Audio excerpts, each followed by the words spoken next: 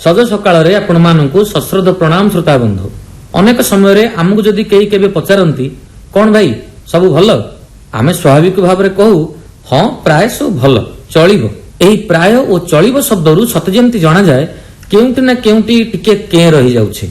सतरे साग कियारी रे बाघ रहे नाही, कूओरे रहे ना तिमी, चंद्र आलोकरे उताप न थाए, सूरज भितरे भूमि। जीवन रे सेही मिति 100% आनंद न थाए, केबे क्रांति केबे क्लांति।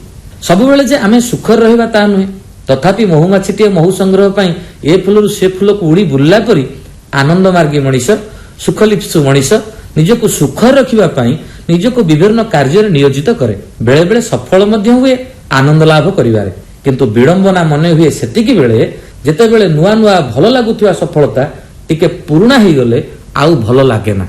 मनीष आज जो सफलता पाइला सेथिरे जे सबुदिन पई संतुष्ट रहिबो ता भी नुहे, पुणी एक नुआ सफलता खोजे।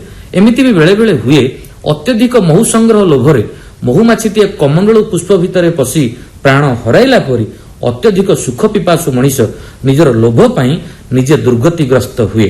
वस्तुगत आनंद प्रति लालायित मनीष अनेक गुड़िए उपभोगर सामग्री घरे ठूल करिबा, से सबर जत्न नेबा, सुरक्षा चिंता करिबा, परे पुणी आहुरी जोगाड़ करिबा इत्यादि चिंतारे आयुष सारी दिए सिना प्रकृत सुख कौन केबे बुझी पारे ना।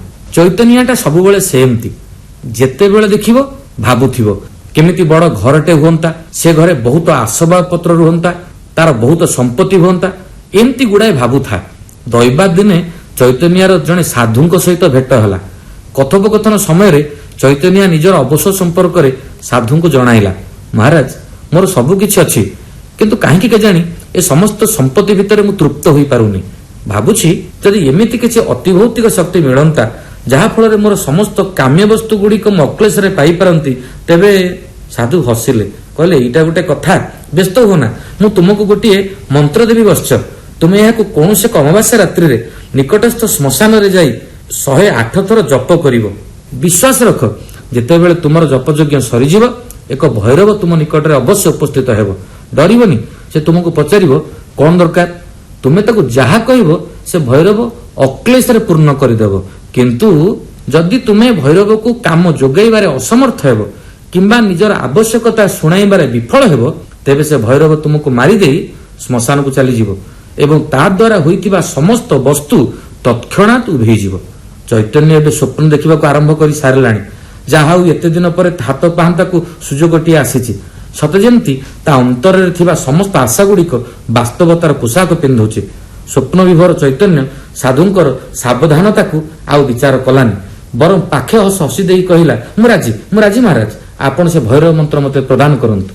साधु जनक पुणी थरे चैतन्य को सावधान कराई भैरव मंत्रटी को देई देले।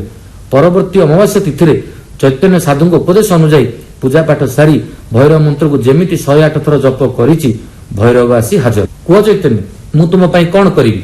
भैरव पचारला, मते गोटे बड़ बंगला दरकार, सेथिरे समस्त अत्याधुनिक आसबाब पत्र दरकार, ए अंचल रे मोर घर स्वतंत्र हेबा दरकार। भैरव खूब कम समय मध्य तार दिव्य शक्ति द्वारा सबु किछि करि सारी पुणी पचारला, आउ कोन करिवि? मोर कोटिए स्वर्ण मुद्रा दरकार। भैरव तत्क्षणात आनी पहुंचाई देला, पुणी सेई चराचरित प्रश्न, आउ कोन करिवि? शेषक परिस्थिति एपरि हेला जे चैतन्य आबा आबा होई गला, निजर प्रस्ताव रखि पारला नाही एवं पूर्व चुक्ति अनुଯାयी मृत्यु मुखरे पड़िला। प्रिय श्रोता बंधु, एही काल्पनिक गपर रहस्य आपण माने बुझी सारिबेनी। आज जदि चैतन्य मृत्यु मुखरे पड़िला सेतिपई दायी किए? सीमित जीवने असीम आशा को पूरण करिबा लागि जीवन को बाजी लगाइबा जदि आउ किए हेबो भागी?